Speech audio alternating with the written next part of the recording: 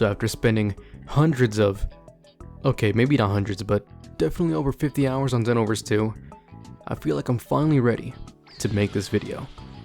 Coming only a year after the first game, Dragon Ball Xenoverse 2 was released in 2016 for the PC and 8th generation consoles. And apparently this game is so good that even a 4th Tenkaichi game is coming out before this game dies. How are you not dead? I have no idea! But is it really? Is it really good enough to have survived for this long? I fucking hope so.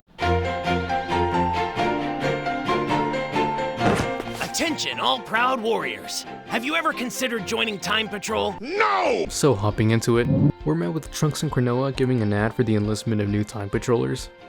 And yeah, this is not exactly the nuts to butts action-packed openings that we're used to from Dragon Ball games, but I like it since it's pretty goofy. After this, we are then prompted to make our new Xenoverse 2 character.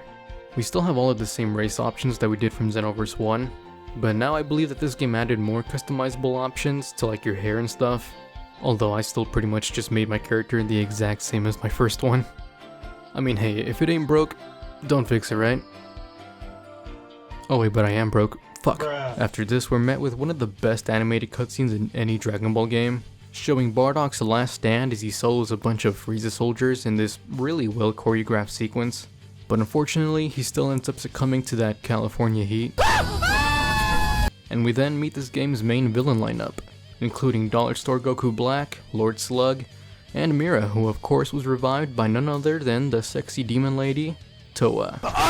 And we then get a glimpse of a masked man who's totally not just Bardock. Get your hands off me! Who is you? What do you mean? It's still me. No, you're a whole different person. No, you're not. No! We then meet back up with our character as they soar over the new and improved Kanton City. Yeah, it's not called Toki Toki City anymore, for some reason. Of course, we still have the old shops from the first game, including the item shop, the skill shop, the mixing shop, and all that. But now there is this new shop that only takes a new type of currency called TP medals, which you can earn by just simply playing the game, doing daily challenges and all that. And this shop has what I guess you can call the more premium items. So this includes stuff like exclusive special moves like the Dragon Fist, some different accessories than the ones in the regular accessory shop. They also sell artwork that you can use as loading screens, and also these super expensive CC mascot guys that are basically Fortnite back blings. Bruh. And there's also these gifts you can buy and give to your instructor, who will then thank you and reward you with special costumes for them. And some of them are, definitely special. They're super fucking expensive though, and it takes a lot of grinding to get them. But hey, if you really enjoy the game and enjoy the grind, knock yourself out. Oh yeah, the mentoring thing is also back and it works mostly the same way it did in the first game, but now with a little more depth. Haha. Good luck. If Adele wants something out of you, she doesn't stop until she gets it. That's between you and me, Gohan. What do you mean by that? Each character now has a certain training level you need to reach in order for them to accept you, and as you fill your training bar by training with more characters, you can then take these special tests at Orange Star High School, and completing them will move you up to the next level. I like this addition since it makes it much easier to know when you can learn new moves than in Xenoverse 1, especially since in that game you kind of just had to keep checking every now and then to see if they felt like teaching you or not. And once you do reach super level, you can pretty much go to any character and learn all of their special moves in like 5 minutes. And this game has a lot more characters that you can train with. Even the fucking world champ himself. Saw through my trick, did you? I lost on purpose there to give you a confidence boost. There's also this neat little feature that lets you customize characters you've trained with, like how I changed my Teen Gohan's colors to be like his colors in the manga. And you can play as these customized versions in most of the game modes, so that's pretty sweet. And one of the coolest additions this game made to the mentoring system is the friendship mechanic. On the player data menu, you will see a friendship meter next to all of the instructors you've trained with. You fill this meter by taking your instructor with you on parallel quests and interacting with them every so often. Once you max their friendship meter, they will then give you a dual ultimate move, which are ultimate moves where you will do the technique with that character, and they look super cool. So yeah, this game pretty much took Xenoverse 1's customization and turned it up to 11. There's so many new special moves and outfits. Like, you can even put on the Vegeta Batman outfit, bruh. That's fucking amazing. Anyways, let's go over the story mode now. So the story here is that Towa and Mira return and they're back for revenge and all that. But now they have the help of Slug, Turles, and a brainwashed Bardock. And of course they start fucking with the timeline again. So we go through the Dragon Ball Z story fixing changes in the timeline. And if that sounds familiar, it's because it is.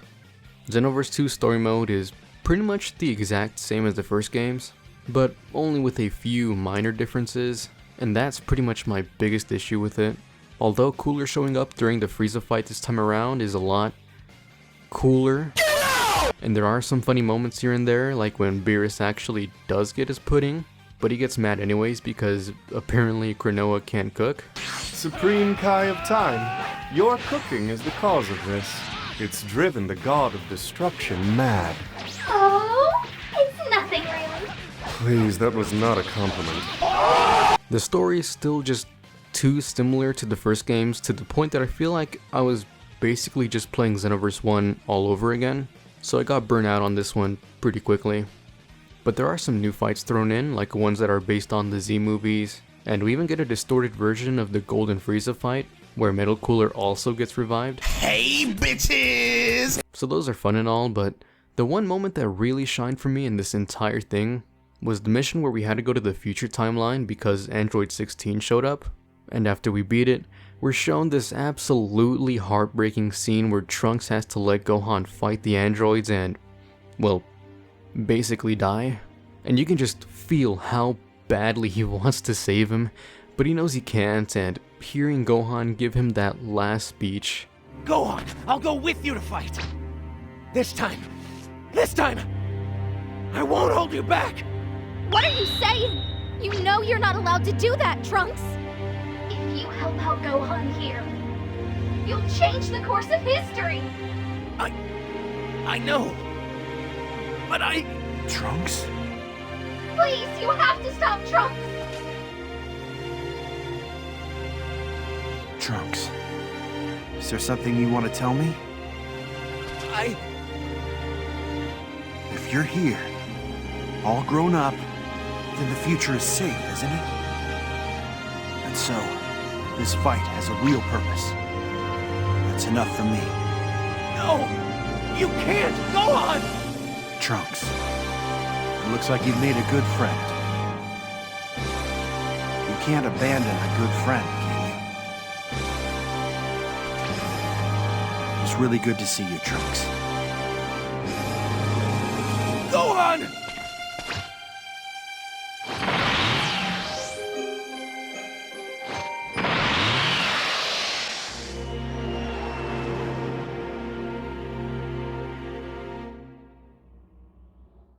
There's not many moments in these games, or even Dragon Ball as a whole, that have made me as corny as it sounds, emotional as this scene did.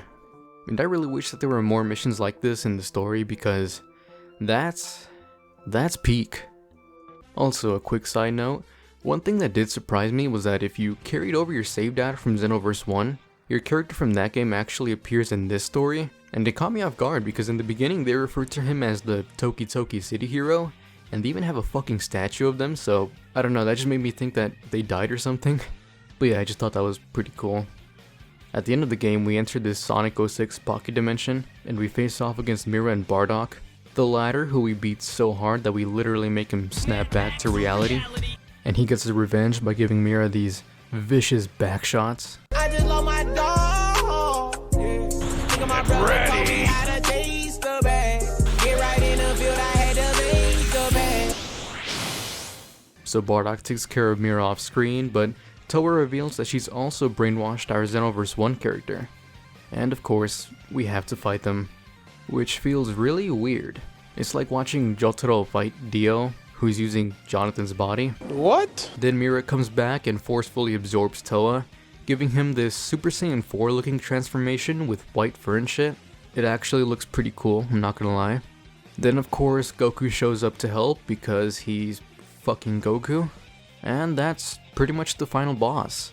After beating Mira, Goku Dragon Fists him and we finish him off, but before he goes boom, he drops a few lines that give him just a teensy weensy bit of character development for him.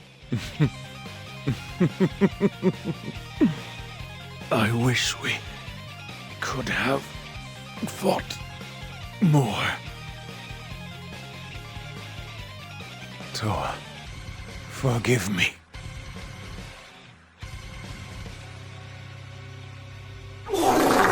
It came pretty late, but these final words do make him just a slightly more interesting character compared to the bland servants he's been up till now.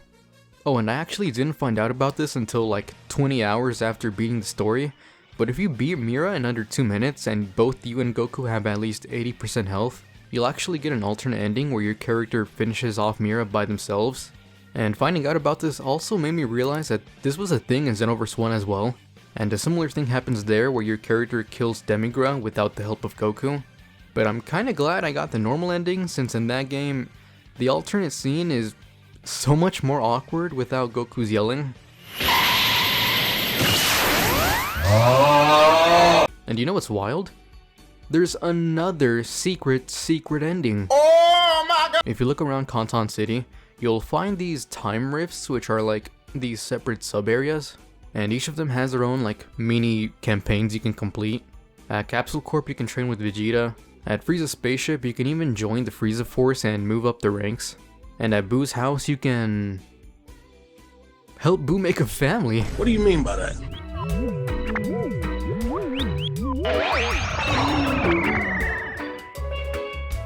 What the fuck? Yeah, if you give food to Boo, he'll just give birth because... yes. Rock on, freaky bro! And if you give these little fellas food, they'll reward you with items like Super Souls, exclusive clothes and all that. So that's actually pretty cool. But what isn't very cool is the Namek area, because to complete this part, you have to defend Guru's house by playing these exact same missions where you retrieve the Dragon Balls while fighting the Frieza Force over and over again, and it gets repetitive very fast. But after you complete each area, the characters there will give you a distorted time egg. Collecting all of them will then activate the secret ending, where we're taken back to when Bardock betrayed Tiwa? We're taken back to when Bardock betrayed Toa and Mira, only now we see Bardock's perspective as we fight off Mira. And the crazy thing here is we can actually play as not just Super Saiyan Bardock, not just Super Saiyan 2 Bardock, but also Super Saiyan 3 Bardock. I was not expecting that at all. It's insanely hype. And not only that, but there's also another secret mission where we're taken back to the scene where future Gohan goes off to fight the androids. Only Trunks actually goes through with helping Gohan, which of course isn't what happened in the main story. And after beating the androids, we're given the choice to, I guess, exterminate this new timeline or just let it be. Which of course I did the latter because, come on, we could at least let Trunks have this. Fuck the timeline. But all of that's not even close to all of the content this game has to play around with. And one of the largest components of Xenoverse 2 is of course the parallel quests. In the video I made on the first Xenoverse, I only glossed over these since I kinda rushed to get that video out, so I'll go into a little more depth here. Parallel quests are side missions you can complete to obtain items, outfits, and Zeni. Each parallel quest has its own plot that the quest is based on, and all of them have you run through a variety of enemies depending on the quest. But after playing through all 100 that the base game includes, I have to say that only a handful of these are actually interesting.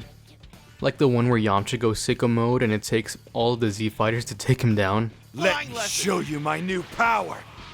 Come on, I'll take every one of you on. Man, shut your bitch ass up. But unfortunately, the majority of the quests feel kinda samey. Like I'm pretty sure there's at least 5 quests where you're just fighting the Ginyu Force, and they play out pretty much the exact same way. And don't get me wrong, I love these guys, but it gets very repetitive fighting them over and over again. But now there are some features though that make the quest just a little bit cooler. After you beat the enemies in your current area, sometimes there will be a portal that will open up and let you travel to different areas where the quest will continue.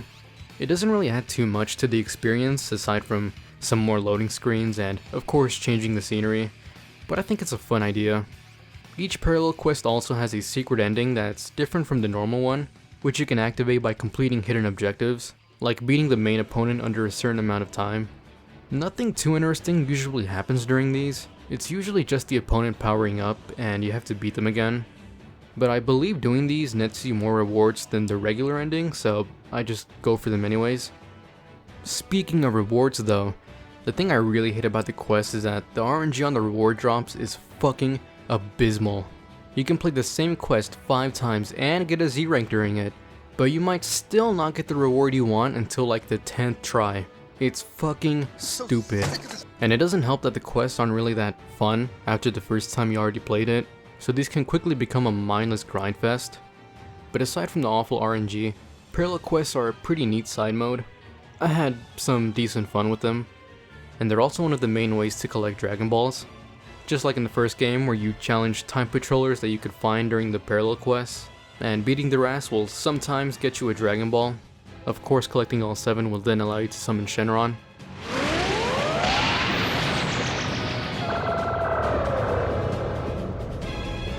No. No way. No, not you again. Hasn't even been a year. In this game you can wish for Zenny, leveling up your character, new super and ultimate attacks, stuff like that. Or more interestingly, new characters like Hit and Ice Shenron. East Shenron? Ice Shenron? You get the idea. This game also added another side mode that's similar to parallel quests called Expert Missions. Yeah, these fucking suck. Bruh. Expert Missions are what these sound like. They're missions where you have to fight bosses or multiple bosses without the use of items. And they're the one part of the game that I actively fucking hated playing. The enemies aren't necessarily even hard to beat, they just have a lot of incredibly annoying mechanics. Like how some of them will send you to a different area where you have to fight a random enemy. Nobody can beat me when Which just serves to waste your time. And the fact that they do this like 3 times in the same mission is absolutely fucking annoying. They're just straight up not fun to play. And the only reason I even completed all of them was because of the super attacks they give you. Sometimes. And I say sometimes because the RNG on the rewards in these is just as fucking bad as in the parallel quests. It's ridiculous. There's also this other mode called Cross Versus, which I would have looked into more if I could get an actual match on it, but since I couldn't, that probably means it isn't very fun either. And as far as I'm aware, the World Tournament mode works pretty much the same as it did in Xenoverse 1, and by that I mean it doesn't work, as it only works when there's live tournaments going on, and in the time that I played, there weren't any. So yeah, cow a bummer. But what I think is one of the best aspects of this game, and what really got me hooked on it, was the online multiplayer aspect. There's the parallel quest tours where you can party up with other players and go on quests together, and these are a fucking blast. I got some of the most fun out of this game from these. There's the raids where the entire player base has to work together to beat a stupidly strong boss. There's the crystal raids where someone in the match gets amped into a boss-like state, and the other players have to try to take them down. Sometimes there's even huge special events like the Second Universe Festival. There's just so much to engage with here that it's really hard to get bored with the game. Now I want to go over the actual fighting. Xenoverse 2's combat system of course builds off the first game's foundation, with a lot of the core mechanics remaining intact. You still have your light and heavy attacks, as well as 4 supers, 2 ultimates, an awoken skill, and an evasive skill. Stamina is still used for vanishing, aerial boosting, and blocking. You know, all of the basic stuff Xenoverse 1 introduced. But there were a lot of tweaks made that make Xenoverse 2's combat system a massive improvement over the first games. One of the biggest changes is that the combo strings are generally much smoother to do, and despite the majority of the roster sharing very similar combo strings, there are small differences between them that make it so most characters feel somewhat unique. You can also now tilt the left stick mid-combo to punish your opponent in case they choose to vanish. You can also perform a strike that, if it lands, will temporarily deplete the opponent's stamina, setting them up for an ultimate or super attack. I couldn't fucking move! This game also introduces Limit Burst. Depending on the Super Soul you have equipped, activating your Limit Burst will initiate a temporary effect on your character. So different Super Souls will make your Limit Burst do different stuff like boosting your whole team's attack power or automatically refilling your health, you know, stuff like that. There's also the QQ Bangs, which you can craft using pieces of clothing with items like mixed capsules. Equipping a QQ Bang will override your outfit stats with its own, which makes it so that you can pretty much wear whatever outfit you want, without having to worry about it giving you shitty stats, as long as your QQ Bang stats are good. And the better items you mix, the better stats the QQ Bang will have. And that's pretty much everything that this game added to the combat system, and in general, I think it's just fine.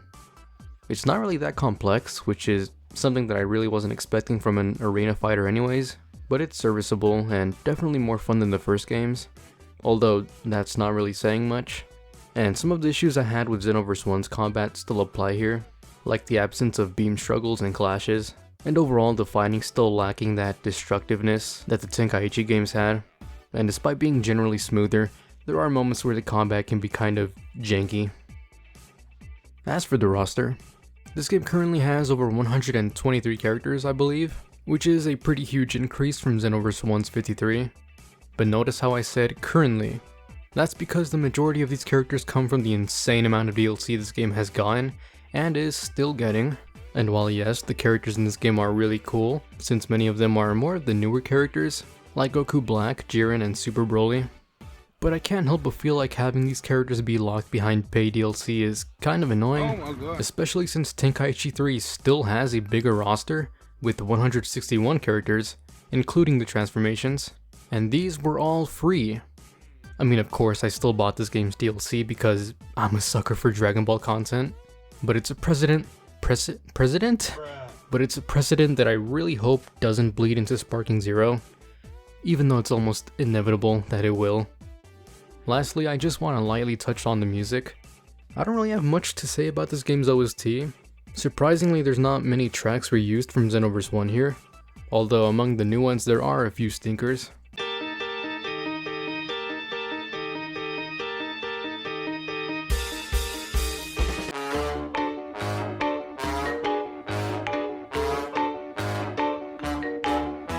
But the majority of the new tracks are just okay, and there's a few that definitely had me tapping my feet a little bit.